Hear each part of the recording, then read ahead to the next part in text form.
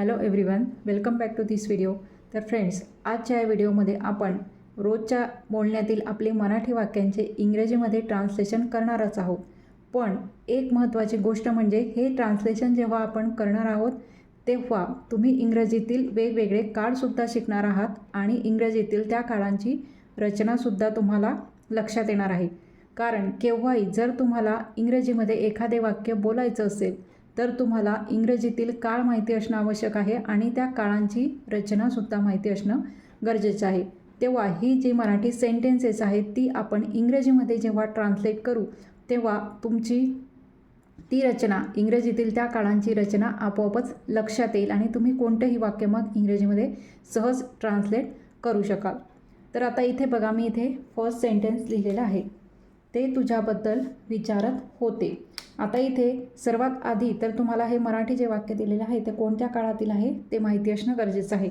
होते म्हणजेच हा जो काळ आहे तो भूतकाळ आहे, पण विचारत होते म्हणजेच विचारण्याची क्रिया ही भूतकाळात सुरू होती, म्हणून हा जो काळ आहे तो चालू भूतकाळ आहे. त्यालाच आपण इंग्रजीमध्ये पास्ट कंटिन्युअस टेन्स असं म्हणत असतो. मग आता बघा, तुम्हाला लक्षात आलं असेल की हे पास्ट कंटिन्युअसचं मराठीतलं वाक्य आहे.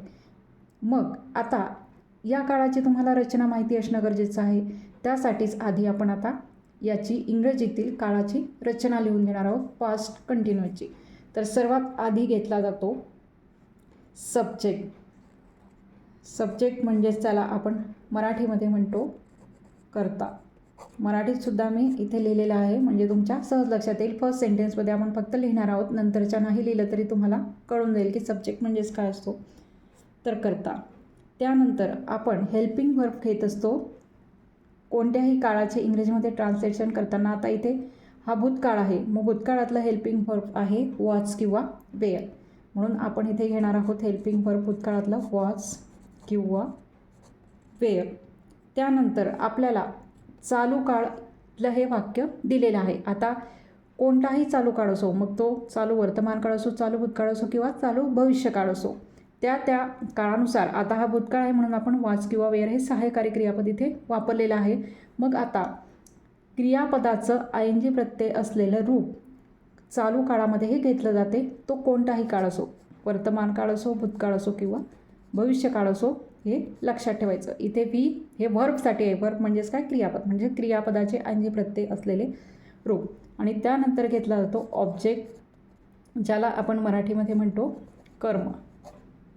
बघा, ऑब्जेक्ट म्हणजेच काय तर कर्म, सब्जेक्ट म्हणजेच काय तर कर्ता, आणि वॉज आणि वेअर हे आहे हेल्पिंग व्हर्ब, आणि व्ही हे क्रियापदासाठी व्हर्ब शॉर्ट वापरलेलं आहे. त्याचा आयएनजी प्रत्यय असलेलं रूप आपल्याला घ्यायचं आहे. आता ही इंग्रजीतील पास्ट कंटिन्युअसची रचना झाली. आता यानुसारच आपण आता इथे ट्रान्सलेशन करणार आहोत. सब्जेक्ट म्हणजेच कर्ता आहे. ते कोण विचारत होतं, ते विचारत होते, म्हणजे क्रिया कोण करत आहे ते, म्हणून सब्जेक्ट हा ते येणार आहे. त्यासाठी आपण इंग्रजीमध्ये दे हा शब्द वापरत असतो, तो आपण इथे घेतला. नंतर दे नंतर आपण प्ल्युरल आहे, त्यामुळे आपण एकवचनी कर्त्यासमोर वाज वापरतो आणि अनेकवचनी कर्त्यासमोर वेअर वापरतो. आता इथे प्ल्युरल आहे, अनेकवचनी आहे, म्हणून आपण इथे घेणार आहोत दे वेअर. त्यानंतर आपल्याला घ्यायचं आहे क्रियापदाचा आयएनजी प्रत्यय असलेलं रूप. मग आता विचारत हे क्रियापद आहे, म्हणजेच मूळ क्रियापद विचारणे असं आहे. मग त्यासाठी आपण आस्क हा शब्द इंग्रजीत वापरतो, मग त्याचं आयएनजी प्रत्यय असलेलं रूप येणार आहे आस्कचं आस्किंग. दे वेअर आस्किंग, ते विचारत होते. बघा, मग आता ऑब्जेक्ट कसा शोधायचा, कोणाबद्दल विचारत होते, तर तुझ्याबद्दल विचारत होते. तुझ्याबद्दल, मग तूसाठी आपण यू वापरतो आणि बद्दल यासाठी अबाउट, म्हणून आपण इथे घेणार अबाउट यू म्हणजेच काय, तुझ्याबद्दल. अशा प्रकारे बघा, they were asking about you, ते तुझ्याबद्दल विचारत होते, किंवा इथे असं असलं ते त्याच्याबद्दल विचारत होते. They were asking about him, you ऐवजी हिम, त्याच्याबद्दल. अशा प्रकारे. त्यानंतर आता नेक्स्ट सेंटेन्स बघा, मी अजून जेवलेले नाही. बघा, आता इथे शेवटचं जे क्रियापद आलेलं आहे ते आहे नाही, म्हणजेच यावरून तुमच्या लक्षात आलं असेल की हे नकारार्थी वाक्य आहे. आणि नकारार्थी वाक्य आहे पण जेवलेले नाही म्हणजेच क्रिया ही इथे पूर्ण झालेली नाही आहे. हे वर्तमान काळातलं नकारार्थी वाक्य आहे, पण क्रिया ही पूर्ण झालेली नाही आहे, म्हणजेच पूर्ण क्रियेसाठी आपण परफेक्ट हा शब्द वापरत असतो. म्हणजेच हे प्रेझेंट परफेक्ट टेन्समधलं निगेटिव्ह सेंटेन्स आहे, हे लक्षात घ्यायचं. आधी काळ ओळखायचा नाही तर की हे प्रेझेंट परफेक्ट टेन्समधलं आहे आणि निगेटिव्ह आहे. मग आता प्रेझेंट परफेक्ट टेन्समध्ये रचना कशी असते ते आधी आपण बघूया. सर्वात आधी तर सब्जेक्ट म्हणजेच कर्ता आपण वर लिहिलेलेच आहे. आता इथे सुद्धा आपल्याला सहाय्यकारी क्रियापद घ्यावं लागणार आहे, पण ते वर्तमान काळातलं, कारण हे वर्तमान काळातलं वाक्य, हे पूर्ण वर्तमान काळातलं.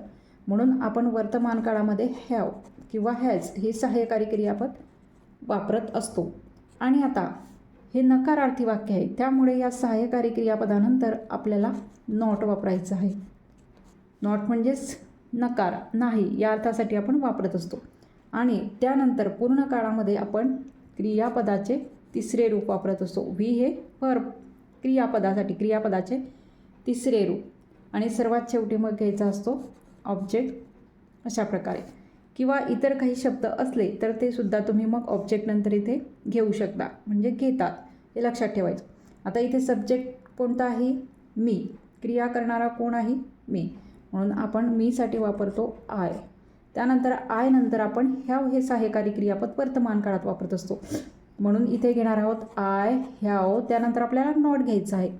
पण आता इथे ह्याव नॉट असं न घेता स्पोकन इंग्लिशमध्ये आपण त्याचं संक्षिप्त रूप वापरतो. म्हणून आपण इथे घेणार आहोत आय हॅवंट. आय हॅवंट, मी नाही. मग आता क्रियापदाचे तिसरे रूप. आता क्रियापद जेवलेले म्हणजेच मूळ क्रियापद इथे जेवण असं आहे, त्यासाठी आपण वापरतो इट. मग त्याचं तिसरं रूप आपल्याला इथे घ्यायचं आहे इटन. इट, एट आणि तिसरं रूप इटन. I haven't eaten. आता इथे ऑब्जेक्ट दिलेला नाही आहे, पण एक राहिलेला शब्द आहे अजून. त्यासाठी आपण शब्द वापरत असतो एट. ऑब्जेक्ट नाही आहे इथे, कोणत्याच प्रकारे ऑब्जेक्ट दिलेला नाही आहे, पण इथे एक शब्द राहिलेला आहे. मग मी ऑब्जेक्ट नंतर तुम्हाला घ्यायला सांगितलेला आहे, म्हणून तो अजून हा शब्द आपण सर्वात शेवटी घेतलेला आहे. I haven't eaten it. मी अजून जेवलेले नाही किंवा जेवलेलो नाही, अशा प्रकारे. आता नेक्स्ट बघा, मला सर्दी झाली आहे. बघा आता हे सेंटेन्ससुद्धा तुमच्या लक्षात आलेलं असेल. इथे आहे हे क्रियापद आलेलं आहे, म्हणजेच हे वर्तमान काळातलं वाक्य आहे. आणि झाली आहे म्हणजे जी काही क्रिया झालेली आहे ती पूर्ण झालेली आहे. झाली आहे म्हणजेच काय? पूर्ण झालेली आहे. म्हणून हे वर्तमान काळातलं पूर्ण काळातलं वाक्य आहे. त्यालाच आपण इंग्रजीमध्ये प्रेझेंट परफेक्ट टेन्स असं म्हणतो. मग आता प्रेझेंट परफेक्ट टेन्समधलं याचं रचना कशी असते ते आपण बघू. सर्वात आधी तर आपण घेत असतो सब्जेक्ट म्हणजेच कर्ता. त्यानंतर वर्तमान काळातलं ह्याव किंवा हॅज, म्हणजे वर जी रचना आहे ती पण कोणत्या काळातली आहे? प्रेझेंट परफेक्ट पूर्ण वर्तमान काळातली आहे, पण ती नकारार्थी वाक्याची रचना आपण लिहिलेली आहे. आता इथे होकारार्थी वाक्य आहे प्रेझेंट परफेक्ट म्हणजेच पूर्ण वर्तमान काळातलं, पण इथे होकारार्थी असल्यामुळे इथे नॉटचा वापर होणार नाही आहे. फक्त सहाय्यकारी क्रियापद घेतल्यानंतर आपण लगेचच क्रियापदाचे तिसरे रूप घेणार आहोत. हे तुमच्या लक्षात आलं असेल की पॉझिटिव्ह आणि निगेटिव्ह सेंटेन्स प्रेझेंट परफेक्टमध्ये कशी बनवली जातात. सर्वात शेवटी घ्यायचं आहे ऑब्जेक्ट, म्हणजेच लिहिलेलं आहे आपण वरती मराठीत कर्म. मग आता ही जी रचना आहे ती प्रेझेंट परफेक्ट टेन्समधली आहे, पूर्ण वर्तमान काळातली आहे. मग आता सब्जेक्ट काय आहे? कोणाला सर्दी झाली आहे? मला. म्हणून त्यासाठी आपण वापरतो आय. ह्या आय नंतर आपण वापरत असतो ह्याव. आय ह्याव. आता बघा क्रियापदाचं तिसरं रूप आपल्याला घ्यायचं आहे. मग झाली आहे यासाठी कॅच हा शब्द आपण वापरत असतो, त्याचं तिसरं रूप आपण घेणार आहोत तिथे caught. I have caught a cold. Cold म्हणजेच काय? सर्दी. I have caught a cold.